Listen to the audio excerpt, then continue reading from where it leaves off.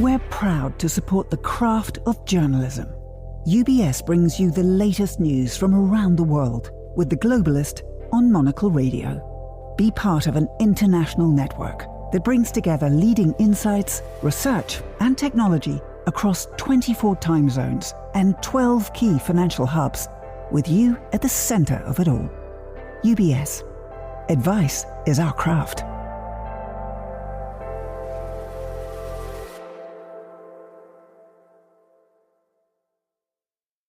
You're listening to The Globalist, first broadcast on the 6th of June 2025 on Monocle Radio. The Globalist, in association with UBS.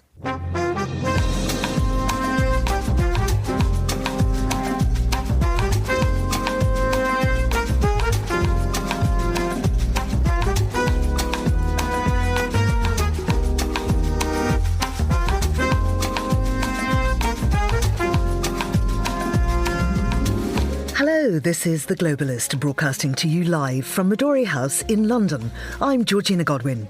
On the show ahead... I've always liked Elon, and it's always very surprised. You saw the words he had for me, and he hasn't said anything about me that's bad. I'd rather have him criticize me than the bill, because the bill is incredible. The bromance that was always going to end in tears. Trump's big, beautiful bill is blowing up the base, while even some Republicans are calling it the ugliest legislation in years. Travel ban backlash. We get a rare window into how Afghans view America's new Do Not Enter list. Geert Wilders, once the hard right heavyweight, now flailing like a featherweight, as the Dutch strongman turned into a straw man. Brussels and Canberra trying to wine, dine and sign. Can the EU and Australia finally cook up a trade deal that sticks? Japan's Docomo drops some emotive nostalgia, the story of the emoji that launched 1,000 texts. Then, we learned that the United Kingdom's most former Prime Minister Liz Truss had been saying things in public again where people might hear her. Andrew Muller brings us this week's wisdom, wackiness and the one story you'll want at your next dinner party, plus red carpets and real talk. Karen Krasanovic is here with your essential film fix. That's all ahead, here on The Globalist, live from London.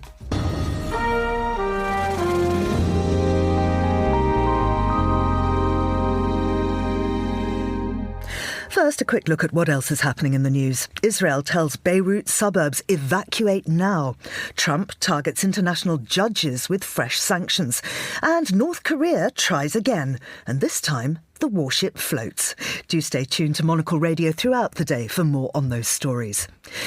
Now, Donald Trump and Elon Musk have engaged in a scorched earth tit-for-tat argument over social media after the president said he was disappointed by Musk's decision to oppose a massive tax and spending bill that's key to Trump's economic policy. In escalating warfare between the two men, the president threatened to terminate all federal contracts held by Elon's businesses. Musk accused the president of ingratitude, endorsed calls for his impeachment, and suggested that Trump's name is contained in files relating to disgraced and deceased financier Jeffrey Epstein. With more, here's Washington correspondent Simon Marks. Like a day-long scene from the worst Marvel movie imaginable, the most powerful man on Earth and the richest man on Earth traded escalating barbs over their own social media platforms. It started after President Trump, flanked by German Chancellor Friedrich Merz at the White House, turned on Elon Musk for turning against the US leader's big, beautiful tax and spending bill, currently making its way through Congress. Elon and I had a great relationship. I don't know if we're well anymore. I was surprised because he said wonderful things about me. You couldn't have nicer. Said the best things. He's worn the hat. Trump was right about everything. And I am right about the great, big, beautiful bill. The president suggested that after leaving the White House last week, Mr. Musk had a bad case of buyer's remorse and was even embracing Trump derangement syndrome. On social media, Mr. Musk responded, escalating messages on his platform X, accusing the president of such ingratitude and insisting that his support last year was pivotal in securing Donald Trump's return to the Oval Office. And after the president then threatened to cancel all Mr. Musk's contracts with the government worth billions of dollars for his SpaceX and Starlink companies, Mr. Musk made unsubstantiated allegations about Donald Trump's name being contained in the Epstein files. That, he suggested, was why so many documents pertaining to Jeffrey Epstein have not been released to the public.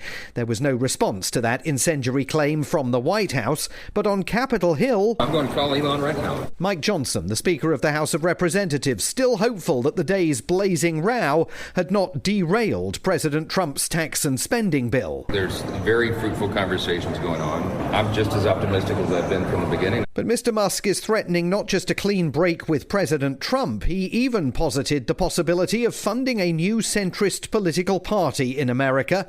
Meanwhile, the president's former political advisor, Steve Bannon, urged the White House to launch an investigation into Mr. Musk's immigration status, calling for him to be deported immediately. I'm Simon Marks in Washington for Monocle Radio. Thank you, Simon. Well, let's examine the root cause of this a little bit more. So Donald Trump's big, beautiful bill, his flagship tax and spending plan, is running into real trouble in the Senate. A new report from the Congressional Budget Office says it would add $2.4 trillion to the deficit and strip health coverage from nearly 11 million Americans. Well, that's fueling Republican unease, anger at town halls and a grassroots backlash.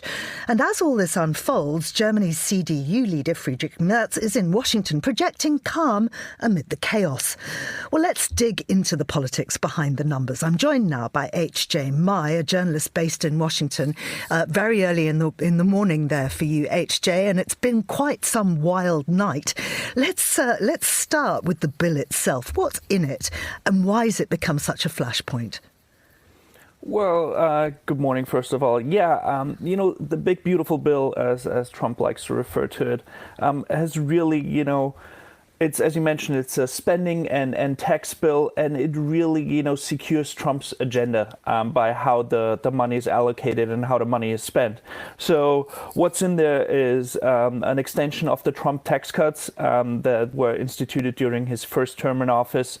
That will continue for the next decade if this bill passes. And at the same time, there are also some increases when it comes to some important, Trump agenda items like increase for military spending, increase for border security, and, deportation of efforts of migrants.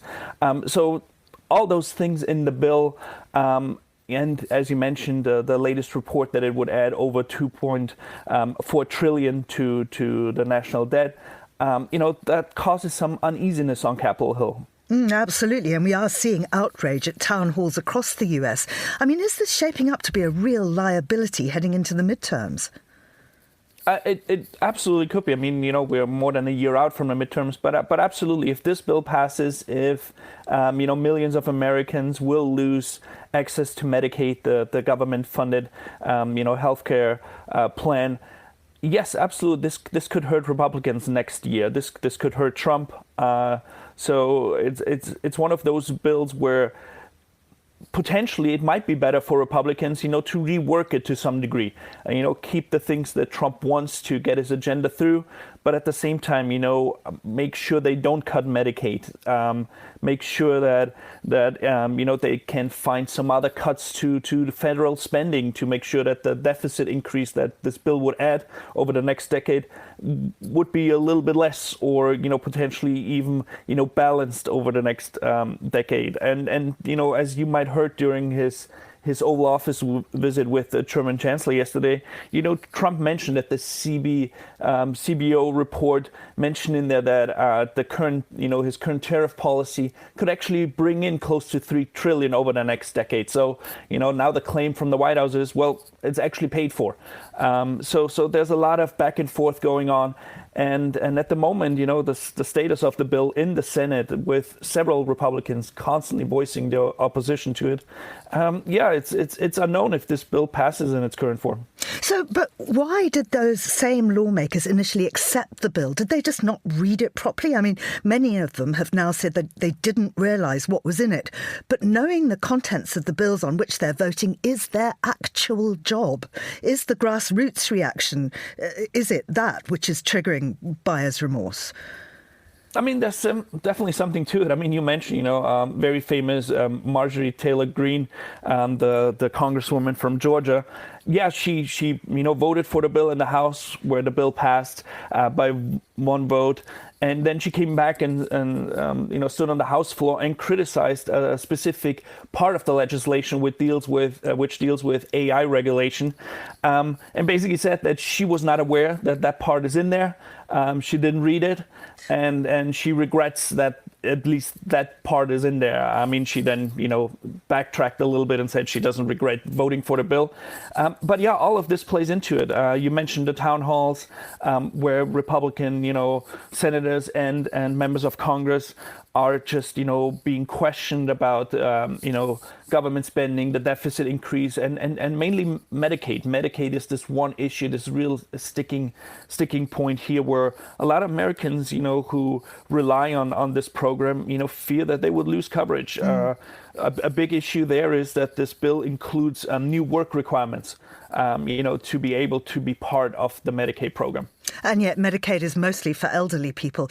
As we heard from Simon Marks, Elon Musk has gone into overdrive online. What's motivating him, and how much is he actually influencing the debate? Are lawmakers listening to him?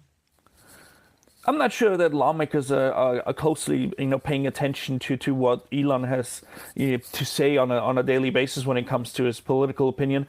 But they clearly listen when it comes to the deficit, and that this is, the big gripe that Elon has with the bill. He obviously was in charge of DOGE, of the Department of Government Efficiency, to cut, government waste and government spending, and basically, this will add to government spending, this bill in its current form, and that is really his biggest gripe. At the same time, there's also, some negative parts in the bill that could impact his businesses. The bill would cut a lot of the clean, energy tax credits that were instituted during the Biden administration with the Inflation Reduction Act, and obviously that includes the EV tax credit, and that could hurt, a company like Tesla. So he definitely also has some issues that pertain to his business interests. HJ, just before we go, the new German Chancellor Friedrich Merz is in DC. All kudos to him for not reacting when Trump said the First and Second Wars began and ended in the Oval Office. But is anyone in Washington actually paying attention to Merz, or is this more about German domestic optics? Given what happened yesterday in the Oval Office, this is mainly about German domestic optics. Here in the U.S., I mean, you might have seen the Oval Office, meeting. It was 45 minutes. I think Merz in total spoke for 4 minutes of those 45. And so the German chancellor, was nice that he was here, but for the U.S. media, it was just a little side note on the big issue, which is now this escalating Trump-Musk feud. H.J. Meyer, journalist based in Washington, D.C. there. Thank you very much indeed. This is The Globalist.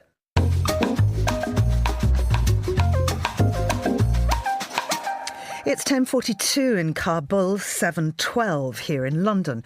As Washington argues over spending, Afghans who worked with US forces during the war are now facing deportation, caught up in Trump's new travel ban. Some are stranded in the US, others in Pakistan, and many fear being sent back to Taliban-controlled Afghanistan.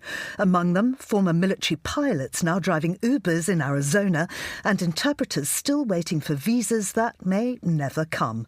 It's a stark reminder of how quickly American promises can vanish. Well, I'm joined now by Lynn O'Donnell, who's a columnist for Foreign Policy magazine and former Kabul bureau chief for AFP. Lynn, it's great to have you back on the programme. What does this new ban actually cover, and how does it hit Afghans who worked with the US military? Hi, Georgina. Thanks for having me on. There are about 200,000 Afghan people who went to the country, evacuated after the fall of the Republic and the Taliban took over, and about 11,000 of those are on what they call temporary protective status, and this is what's going to be cancelled from the 14th of July. The Homeland Security Secretary Kristi Noem has declared Afghanistan to be safe and for the economy to be stabilising, neither of which declarations are true. And what it means is that those 11,000 people who are on this TPS, as it's called, temporary protected status, are now facing deportation. Like you said, there are a lot of people outside the country who fled, who worked for the former government, were in the military, the army, the armed police. They're facing being sent back, and they are being sent back already from both Pakistan and Iran. And when they are hunted down and they are murdered. I get reports on this from organisations that are monitoring the military and the police and those who are sent back. And I'm in touch with people in the country who have been in hiding for 4 years, having to move constantly to avoid Taliban death squads. So this is the fear that people are facing now, that they are going to be hunted down in the United States and deported to the danger that living in the Taliban's Afghanistan presents. Is there any serious pushback either from Congress or the Pentagon?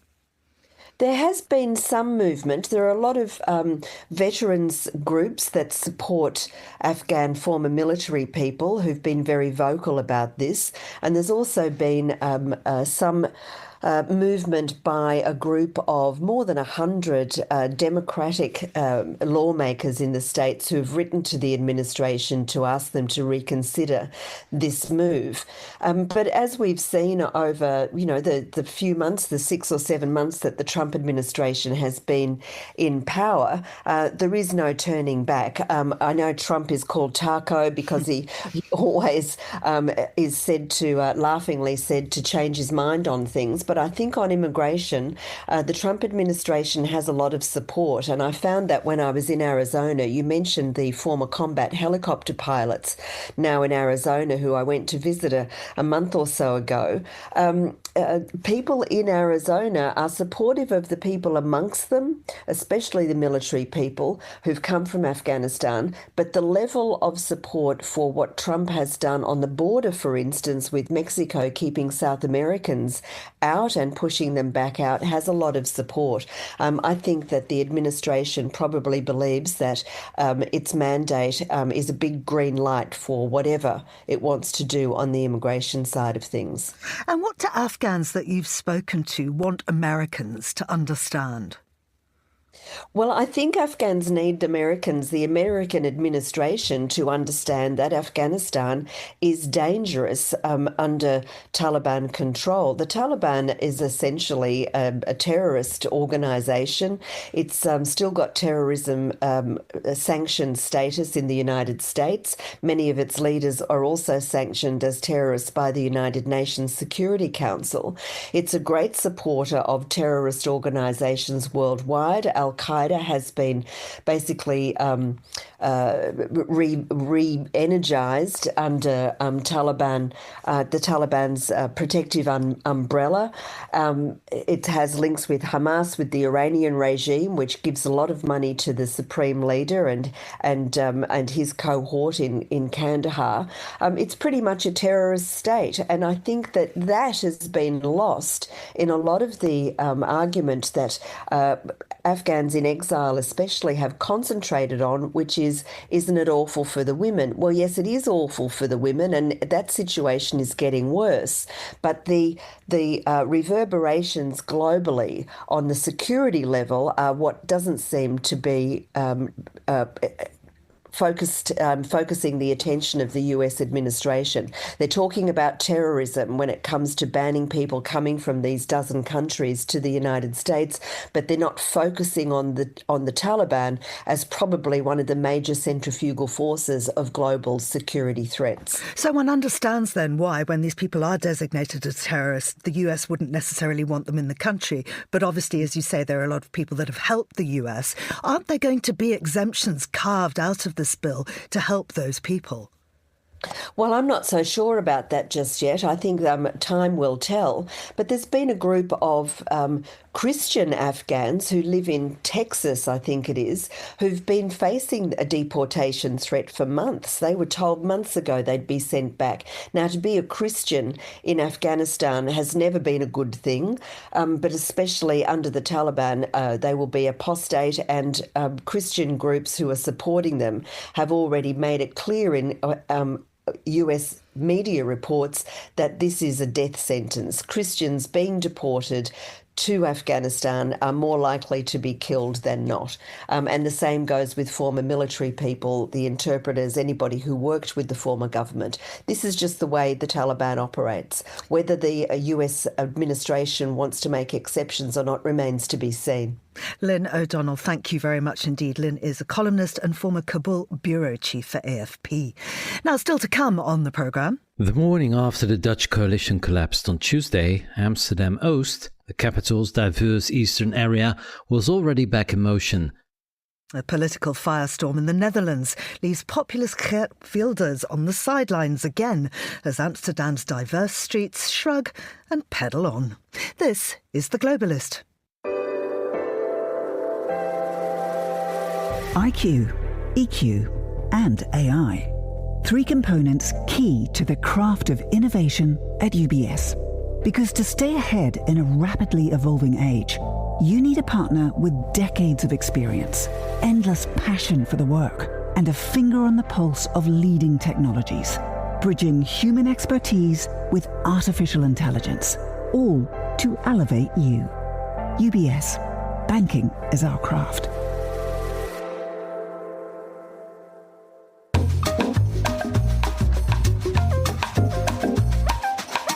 This is The Globalist. It's 7:21 here in London. I'm Georgina Godwin, and joining me in the studio is Simon Bouvier, who's Monocle's Paris bureau chief and in London for a few days with us. Good morning to you, Simon. I understand you've been up with the baby. Bonjour, Georgina. I have, since way earlier than The Globalist went on air, so I am ready and awakened. Can I just ask you how old the baby is? She is 13 months old. Okay, so quite noisy at this point. Yes, well, sleeping through the night, but the nights are shorter than Mum and Dad would like.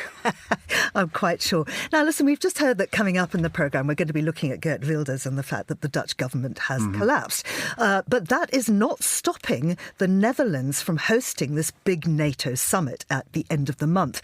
Now, on Le Figaro front page today, they're talking about how Europeans are bending to Trump's 5% defence spending demand, which is, of course, one of the big things that's going to be discussed at that meeting. Tell us more. That's right, Georgina. The headline in Le Figaro is how Europe essentially bent to Donald Trump's 5% defense spending ask, or demand, rather. So this NATO summit is happening in The Hague on the 24th and 25th of June, and the White House had made a demand that was widely considered unreasonable for European countries to raise their defense spending to 5% of GDP when the average is barely at the 2% target that was set back in 2014. But the new Secretary General of NATO, former Dutch Prime Minister Mark Rutte, is trying to help European governments out by telling them, look, if you can show that you're committed to getting to 3.5%, I will allow the remaining 1.5% to be infrastructure that is defense adjacent. So let's see if that flies. In the meantime, Donald Trump has confirmed he will attend this meeting. Now, of course, France is actually supportive of this, as is Poland. Who isn't? Well, there are some laggards, for example, Belgium and Italy. Essentially, it's very simple. If you look at the percentage of GDP that is currently being spent on defense, the ones that are spending the least are obviously the ones that are bulking the most at the request to speed up their spending at this quick of a clip, because the idea is for this 5% target to be reached in the next 5 years. Obviously, the further east you go, you have the kind of teacher's pet of Europe is Poland, whose defense spending is already almost at 5%, and they feel the threat of Russian aggression obviously much more keenly than Spain, who are all the way west and for whom this is not a priority. It's enough to drive you to drink, except, of course, if you're in France, where it seems that wine sales are slumping. Supermarkets say that they're way down. Why is that? That's right. It's just a question of a broader trend of less alcohol consumption, less wine consumption. And on top of that, winemakers from the Bordeaux region in particular, there was an article in Les Echos about this, are struggling because their biggest market used to be China. But since 2017, demand coming from China has fallen off a cliff. So the United States is their biggest export market. And now in this uncertain economic climate full of tariffs, on again, off again, threats of increasing tariffs on wines, specifically by 10, 50, 100%, is making their lives very difficult. This article details how right ahead of this Liberation Day back in April, when they sensed that tariffs would be announced, they had to ship via airmail tons of crates of wine to make sure that they got them over to their distributors in the United States ahead of these potential new tariffs. The struggle continues for them. And in terms of the supermarkets, is it a generational thing that younger people are just turning away from alcohol? It's also a question that is definitely a factor, Georgina, but there is also a question of economic conjecture as well, and of popularity of the different types of wine. So, for example, red wine and rosé are the worst affected, but white wine, even though it's modest, is actually progressing in terms of volumes and of sale. So it's also a question of evolving tastes. So if people can't afford to drink wine, it seems that they are willing to spend on football strips. Tell us about Paris Saint-Germain jerseys and the demand for those. That's right, Georgina. Priorities, right? So following Paris Saint-Germain's first title in the European Champions League, only the second for a French club in the history of European competition, there's been a huge craze, even among Parisians who are not necessarily football fans. This victory has kind of raised the kit, as you say in Britain, or the maillot, as you would say in France, of the city's most prominent team to the status of a kind of fashion statement. And so there are crazy lines outside of the official Paris Saint-Germain store for people to buy this special commemorative kit that has a little star on it. It'll set you back about 180 euros if you want a name printed on the back, which is pretty wild considering that estimates on how much it costs to produce a single kit or maillot is between 3 and 4 euros. So that's a handsome margin for a PSG right there. But then beyond the newer ones, there's also fascinating detail in Le Parisien about how vintage football kit resellers, including one that is right around the corner from the Monocle Cafe in Le Sentier, are selling kits from past golden ages of the 90s and 2000s of PSG for up to 400 euros. And all of these jerseys are also ending up on resale websites for twice, 3 times the price that they were purchased at. And I'm betting there's a lot of fakes too. Definitely. The counterfeiters who operate in some of the flea markets in the right outside of Paris are working overtime to produce fakes that are as realistic as possible. They have some great detail in that article as well about how suppliers are racing to meet this growing demand. Well, now you're wearing a very natty Breton stripe. Are you tempted by the Paris Saint-Germain kit? Well, I think 180 euros is a little bit steep. So I think I'm going to hold off for now. You've got baby mouths to feed. Exactly. Simon Bouvier, Monocle's Paris Bureau Chief, thank you very much indeed. Now, here's what else we're keeping an eye on today. Israel has issued urgent evacuation warnings to residents in southern Beirut amid fears of escalating conflict with Hezbollah. The military says it's targeting what it calls terrorist infrastructure in the area. The Trump administration has imposed sanctions on International Criminal Court judges, accusing them of politically motivated investigations. It's a significant escalation in the administration's campaign against international legal oversight. And North Korea has successfully launched a new warship after a failed attempt earlier this year, according to state media. The vessel is part of Pyongyang's push to modernize its navy amid growing regional tensions. This is The Globalist. Stay tuned. The 1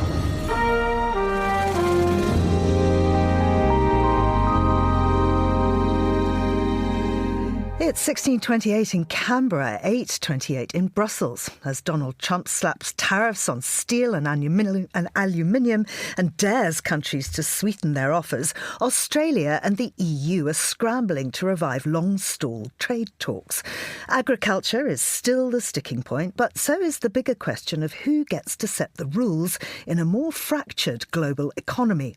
Australia, this year's chair of the Comprehensive and Progressive Agreement for Trans-Pacific Partnership, mercifully shortened to the CPTPP, is also leaning into its role as a regional trade anchor.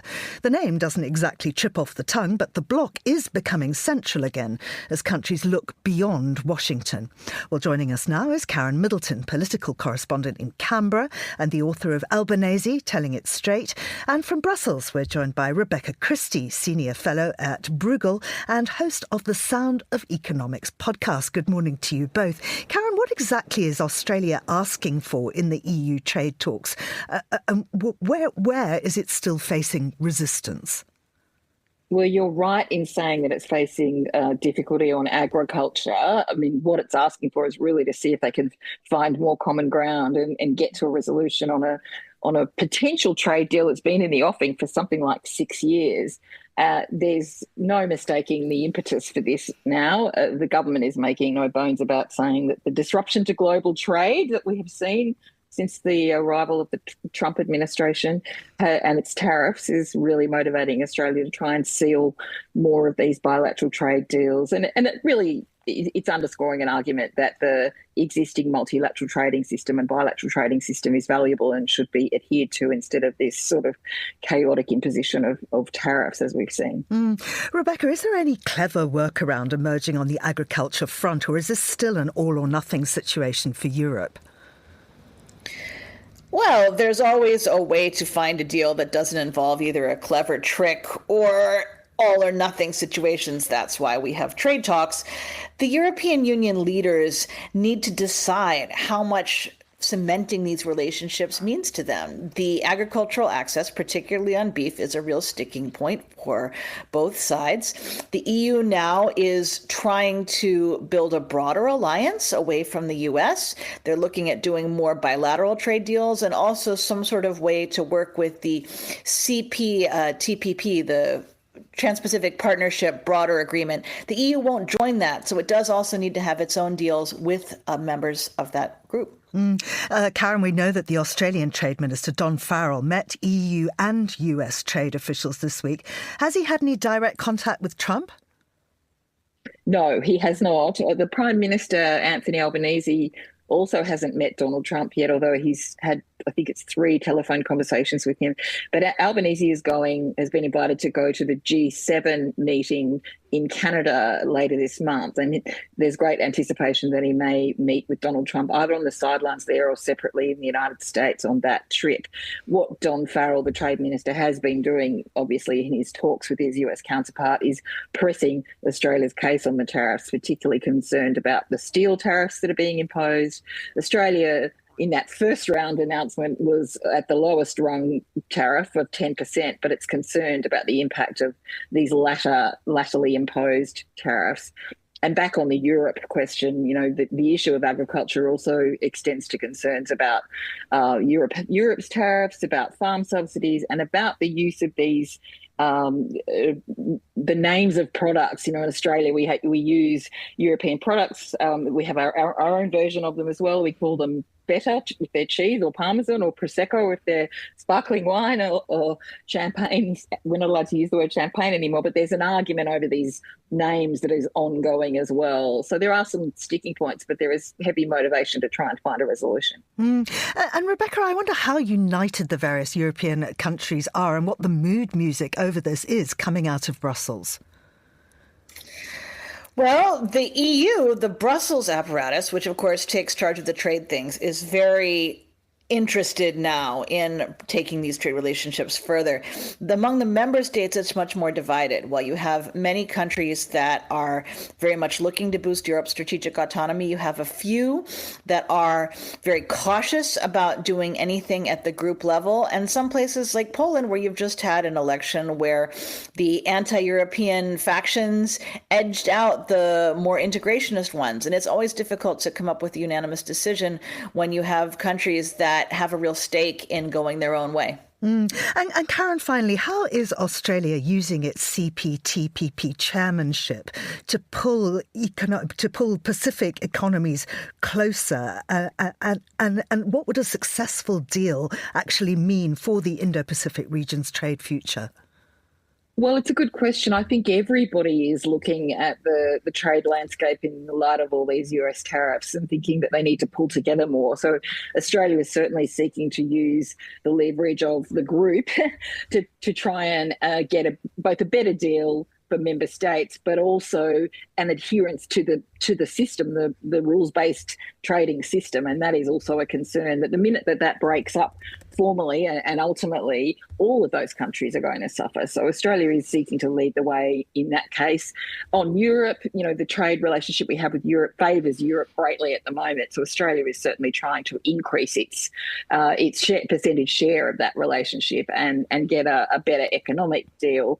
So there are these twin objectives. There's the economic objective that as a member state of the group it has, and as an individual state. And then there's this political objective of just keeping the trading system on the rails and not succumbing to sort of chaotic interventions that could undermine the whole thing. Many thanks there to Karen Middleton, political correspondent in Canberra and author of Albanese, Telling It Straight, and Rebecca Christie, senior fellow at Bruegel and host of the Sound of Economics podcast in Brussels. You're with Monocle Radio.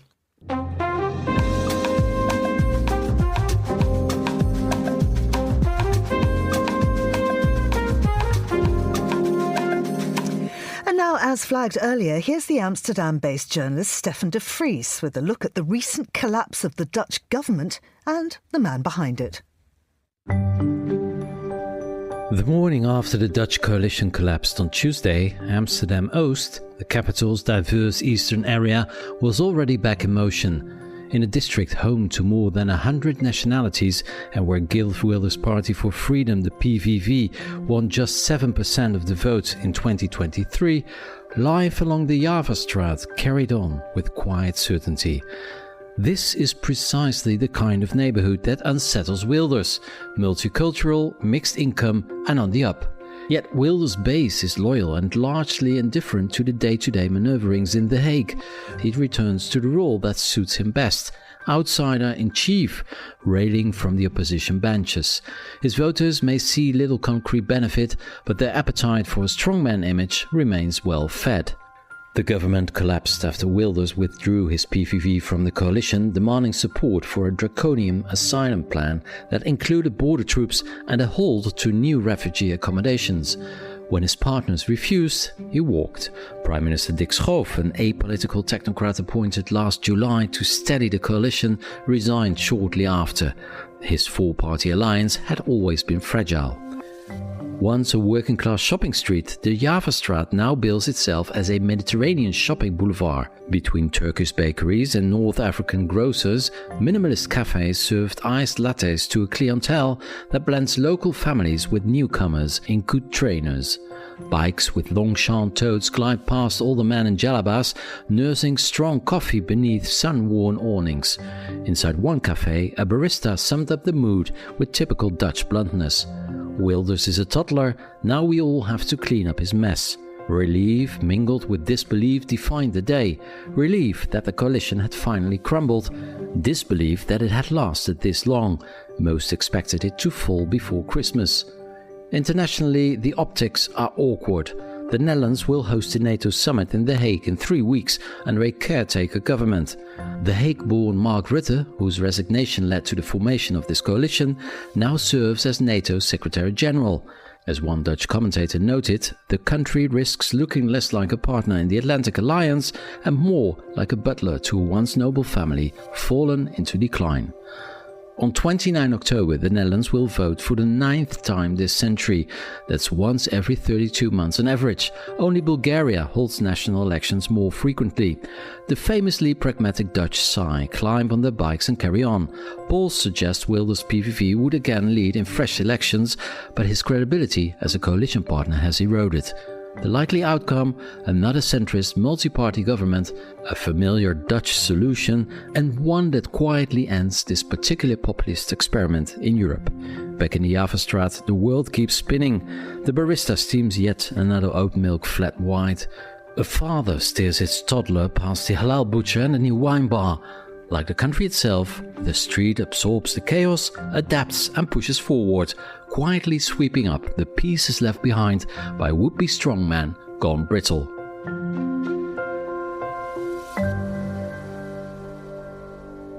Thanks to Stefan de Vries in Amsterdam.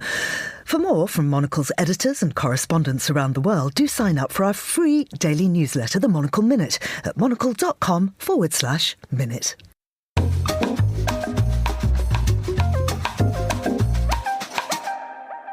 Japan's mobile carrier NTT Docomo has announced that the Docomo emoji, which sparked the global explosion of emoji culture at the turn of the century, will end its technical support for its original version of the emojis at the end of this month. We spoke with the initial designer of those emojis, Shigetaka Kurita. Here's Monocle's Tom Webb. The emojis you see on your phones and computer screens are a worldwide phenomenon that have their origins in Japan. Back in 1999, in the very early years of the internet, Docomo emoji was a pioneering set of emoji characters invented as part of iMode, an early mobile internet service developed by Japan's mobile carrier NTT Docomo. Starting with the once revolutionary technology of pages, Shigetaka Kurita, who designed Docomo emoji, says he developed the emojis to supplement information on pages and later mobile phones that couldn't display proper images at the time.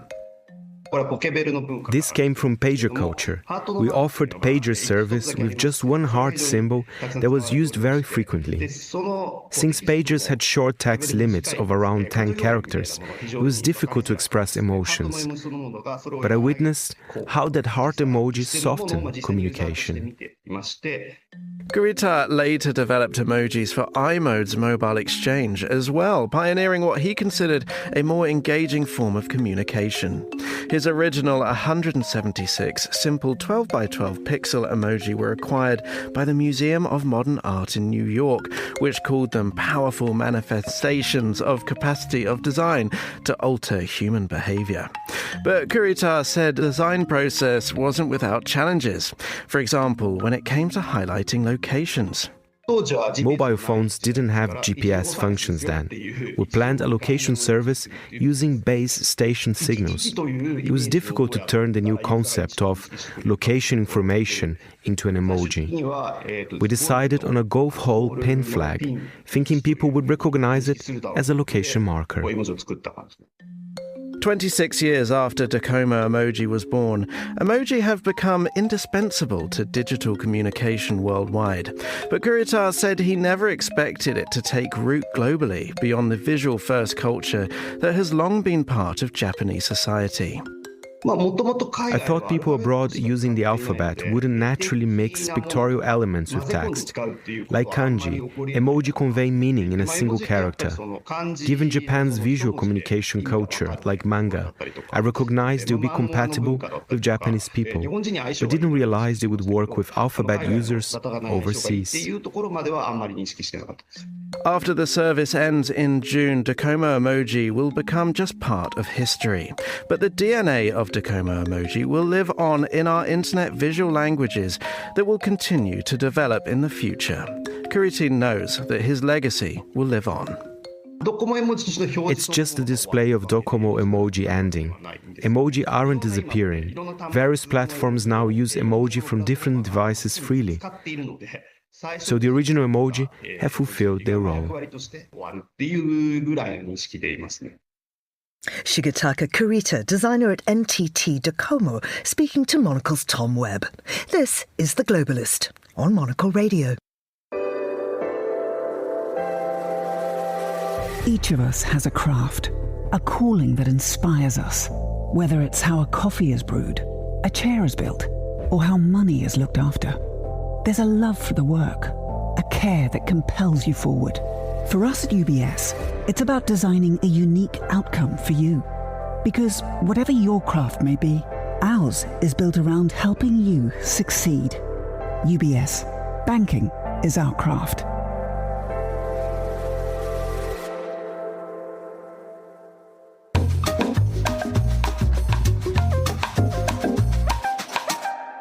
It's time now for Andrew Muller's take on what we learned this week. We learned this week that the United States had already had its first robot president. I can't wait to see where this goes. Okay. Tell me more. Let's see where this goes. We learned this inevitably from the incumbent, who reposted to subscribers to his social media channel the intriguing theory that his predecessor, Joe Biden, had in fact been executed in 2020 by perpetrators unnamed, and that the US had been ruled in the subsequent 4 years by, and this is a direct quote, Biden clones and robotic engineered soulless mindless entities. But does this sound like something which really could have happened? This will be my final address to you from the American people from the Oval Office, from this desk as president. Yeah, we probably should have spotted that. But there again, if a cabal of nefarious plotters really was going to replace the president with an android facsimile, wouldn't they have built one which worked? But sticking with the subject of robotic engineered soulless mindless entities,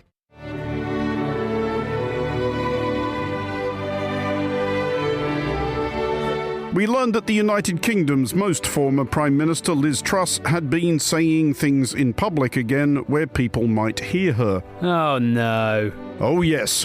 We learned that the latest stop on Truss's ongoing world tour of anywhere that will have her was the Hungarian iteration of populist conservative philosophical symposium CPAC, where we learned that Truss, like many of her compadres on the swivel-eyed right, is especially vexed by the subject of free speech, although it does seem to this humorous news review for one that we do seem to hear an awful lot of them speaking freely about exactly this. Anyway. It used to be the case that people would flee Eastern Europe to go to countries like Britain, where there was freedom, where there was free speech, where there was free enterprise. Now people are leaving Britain to come to Budapest to talk about free speech. We learned, however, when we tested Truss's assertion against the assessments of Freedom House, that by their current rankings, where Finland scores 100 out of 100 for political rights and civil liberties, and Turkmenistan scores 1, Hungary posts 65, by some margin the worst showing in the European Union, ranking roughly alongside such bastions of individual liberty as, Bolivia, Ecuador, Malawi and Liberia. But we learned that, as Truss sees it, the robust 92 awarded to the United Kingdom may have been erroneous. You've heard nothing yet. The reason for this is that, unbelievably, people are being locked up in Britain for speaking out in public. We learned that Truss was especially moved by the plight of one particular prisoner of conscience. Lucy Connolly was sentenced to 31 months in jail for posting on X. Truss's audience, however, or that portion of it doggedly maintaining consciousness, did not learn from Truss's fabulously soporific oratory that what the said Lucy Connolly actually got 31 months for was inciting racial hatred, a charge to which she pleaded guilty, but other than that, she's basically Nelson Mandela. But we learned that Truss was not the only sentinel of the new conservatism who had allowed themselves to become somewhat hazy on certain details.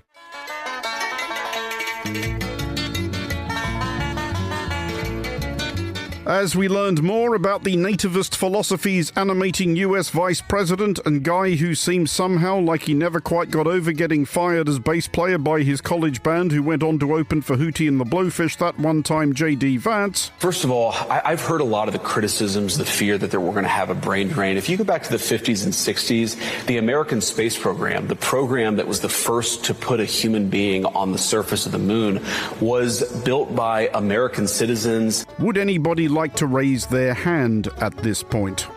Me, pick me, here, at the back, hello, Please, miss, here, I know the answer, me. We did learn that we are, almost to our disappointment, just too scrupulous, a whimsical news monologue to quote a fellow entirely out of context, but we learned that Vice President Vance was nevertheless skating briskly over a few salient details. Some German and Jewish scientists who had come over during World War II, but mostly by American citizens who had built an incredible space program with American talent. This idea that American citizens don't have the talent to do great things, that you have to import a foreign class of servants and professors to do these things, I just reject that. Chief among those some German scientists was, of course, Werner von Braun, a member of the Nazi Party who, prior to being plucked from the ruins of Germany by US intelligence, oversaw the slave labourers who built his V-2 missiles which rained death and terror upon London, at which we cede the floor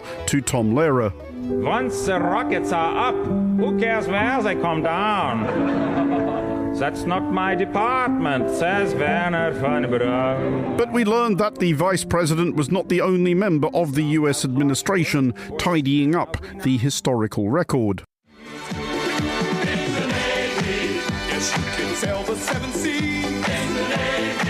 We learned that US Secretary of Defense Pete Hegseth, whose diary would appear to be grievously underfilled, has found the time to order the renaming of the US Navy tanker USNS Harvey Milk, named for the 1970s gay rights activist, apparently on the basis that naming a Navy ship after a gay man is unacceptably woke.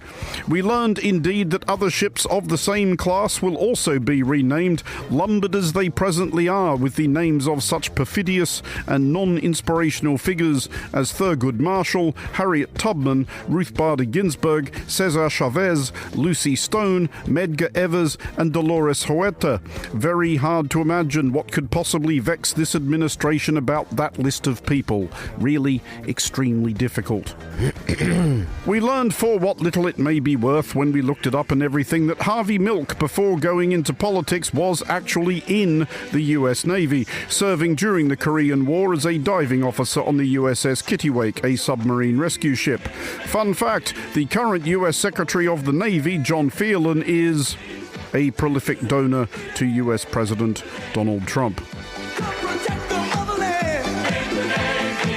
For Monocle Radio, I'm Andrew Muller.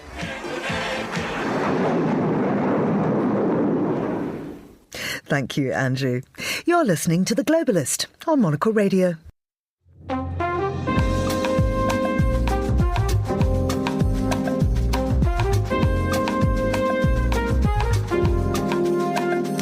Ladies and gentlemen, she is here. She strides in her tight black jeans, her vintage leather jacket, her tinted aviators with that neutral lip and the blonde hair, looking uber cool. I am talking, of course, of film critic Karen Krasanovic. Karen, welcome. I wonder, who is she? Very nice to be here. Good morning. But you're kind of jet lagged, right? You just flew in from Chicago. Just flew in from Chicago, yes. And boy, are my arms tired, as they say. But yes, and I'm trying a new thing of not sleeping.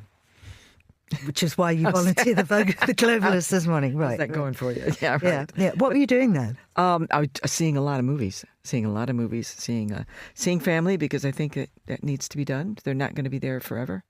And that's about it. Just the two things. And the movies that you saw, is there anything that absolutely leaps out at you? You know what? I very rarely get to go to multiplexes. So what I did is I spent a week going to everything in a multiplex.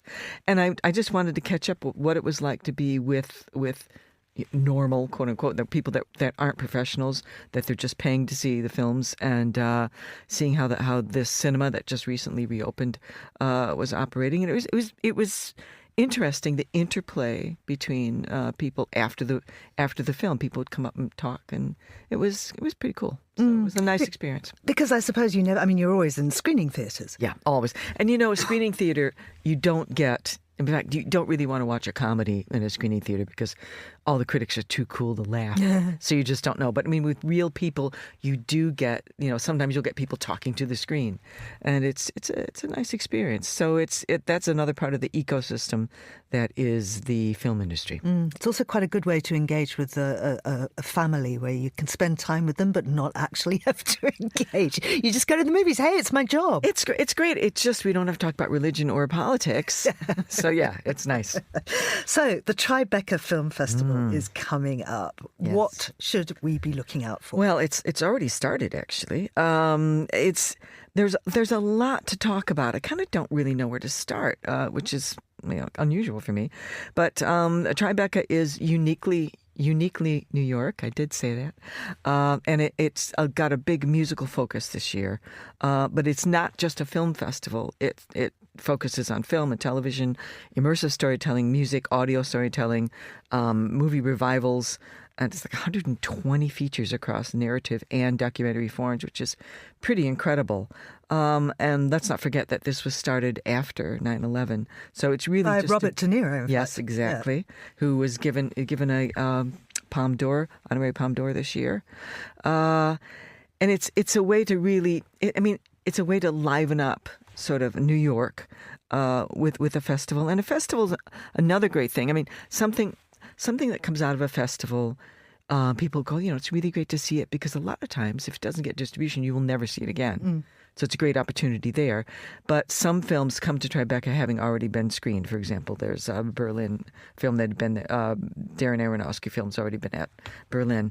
But it opened, 2 nights ago with Billy Joel and So It Goes, which is a documentary about Billy Joel, who's actually been diagnosed with a brain disorder. So he wasn't actually at the screening, which is unfortunate. And then Miley Cyrus's visual album, Something Beautiful, also premiered. So there's a lot of films here about Counting Crows, Culture Club, and if you're lucky, Billy Idol, Becky G, and Eddie Vedder will also perform after the films that feature them. And is there a competitive element to all of this? That's a really good question. I don't believe there is. I wasn't really focusing on that, but I find it hard to believe that there wouldn't be. So, and are you going to be there? I'm not going to go because I won't get back there in time. But I think what's really cool about it is that they really give a lot of weight to documentaries as well as narrative, and very few festivals can do that as well. For example, the Andy Kaufman Is Me, which is a deep dive into the comedy legend. We can't seem to let go of Andy Kaufman because there's been several features about him already, and also Barbara Walters' Tell Me Everything. Additionally, there is, I suppose, a competitive part where there's a Nora Ephron Prize as well, which I think is wonderful. My heroine. Isn't she great? Yeah. Everything is copy. We've got to love that woman. Also, I feel bad about my neck constantly. There's no Nora Ephron jokes there, folks, so sorry about that. Let's talk about Get California Working. Wow, yeah, that's an issue. Okay. Now, what you should know about filmmaking, there's 2 things you should know. Number 1, it doesn't need to be on location. So if you want to film a story about California, you don't have to be in California. You can go to Vancouver, go to, Romania if you want. And the second part is filmmakers will go wherever there are tax credits, because this is a very, very important part of getting these massive budgets paid. So California's been in the doldrums, despite the fact that Hollywood is located in California. Very few production companies and projects are filming there. So recently, the Senate Bill 630 was passed that brings $330 million in subsidies to California to lure back any sort of productions. For example, there was a production that was set post-apocalyptic California, but they filmed it in New York. So it's to bring back those kind of productions. Now, most places, California had a 20% subsidy, which is not that great. And also you think, well, 20% of what? So it's of certain parts of the budget where you have to meet certain criteria. Now it's going to be 35% with an additional 5% available for shooting in other certain areas outside Los Angeles. So this is a real stimulant to this area. It's very important not only for the filmmakers but Hollywood in general, but also post-production houses and peripheral businesses.